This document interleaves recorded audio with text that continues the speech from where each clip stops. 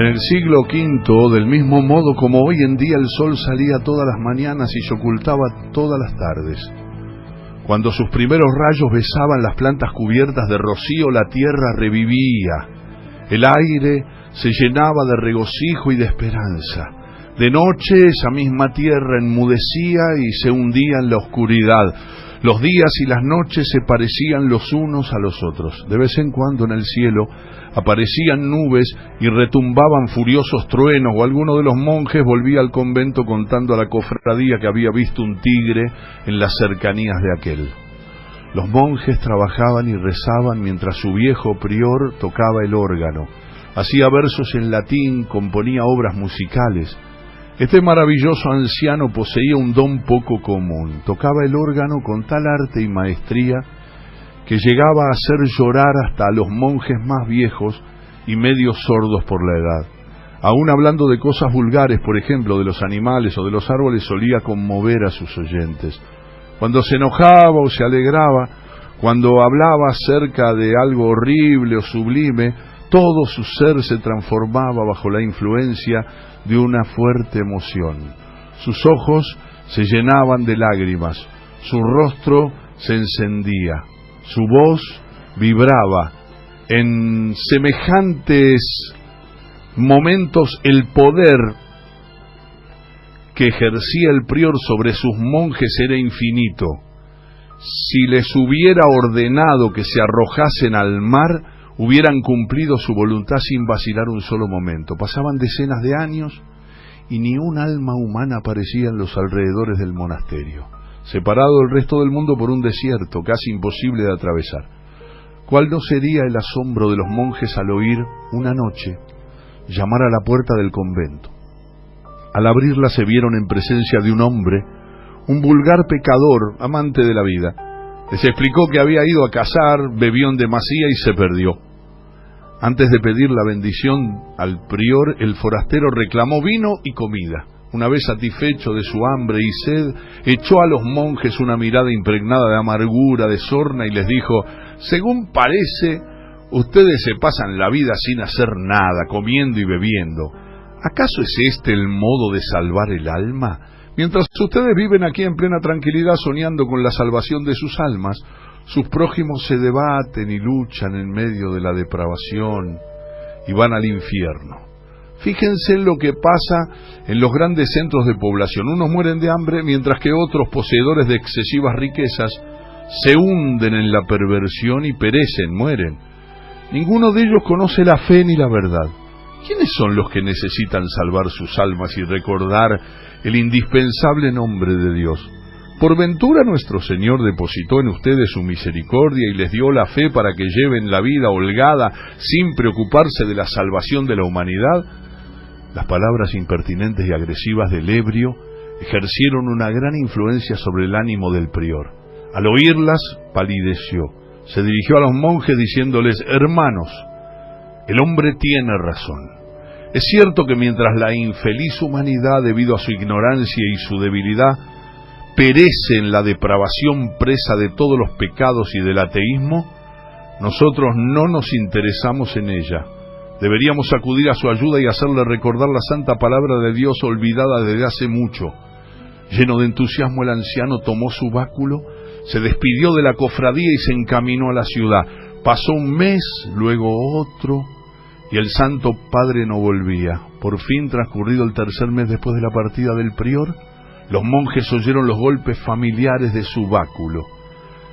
Se apresuraron a recibirlo, lo acosaron a preguntas, pero por toda respuesta el anciano rompió a llorar. Los monjes lo acompañaron en su llanto, aunque sin saber su causa.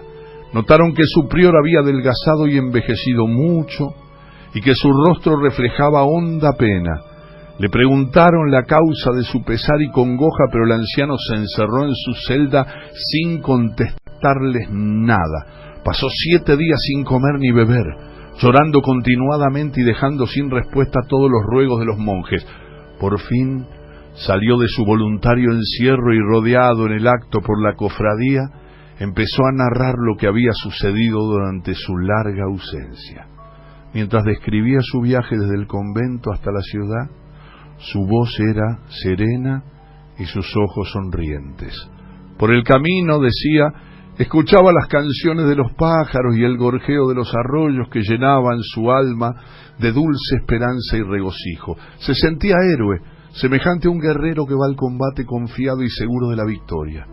Caminando componía versos y se entregaba a los sueños de esta suerte. Sin darse cuenta, llegó al término de su viaje. Cuando el anciano empezó a hablar de la ciudad y de sus habitantes, sus ojos se encendieron de ira y su voz se endureció. En su vida había visto nada semejante y ni siquiera podía imaginarse que existiera. Solo ahora había comprendido toda la omnipotencia del diablo, toda la infinita hermosura del mal y toda la debilidad y la miseria de los hombres. Dio la casualidad que la primera casa en que penetró el prior al llegar a la ciudad fue un antro de alegría.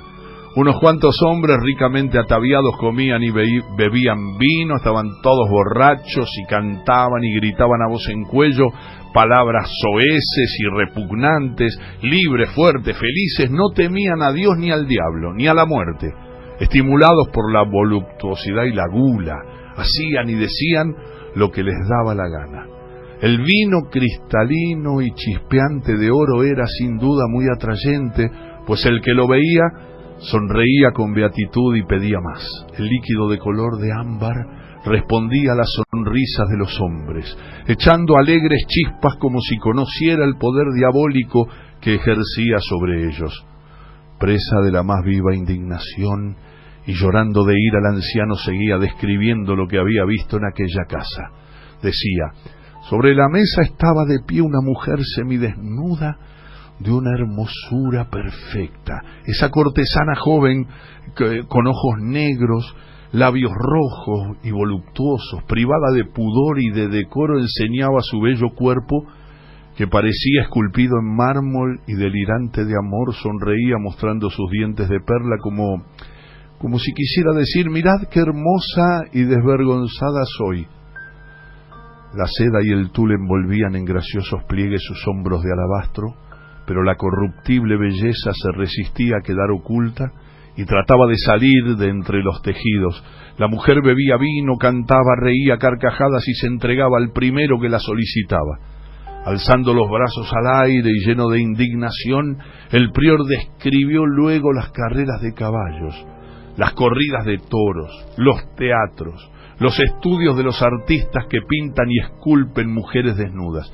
Hablaba con entusiasmo y elocuencia, y los monjes, extasiados, lo escuchaban con sumo interés. Después de haber descrito todas las seducciones de que era capaz el diablo, la hermosura del mal y la atrayente gracia del detestable y repugnante cuerpo de mujer, el anciano echó su maldición a todo aquello y volvió a encerrarse en su celda.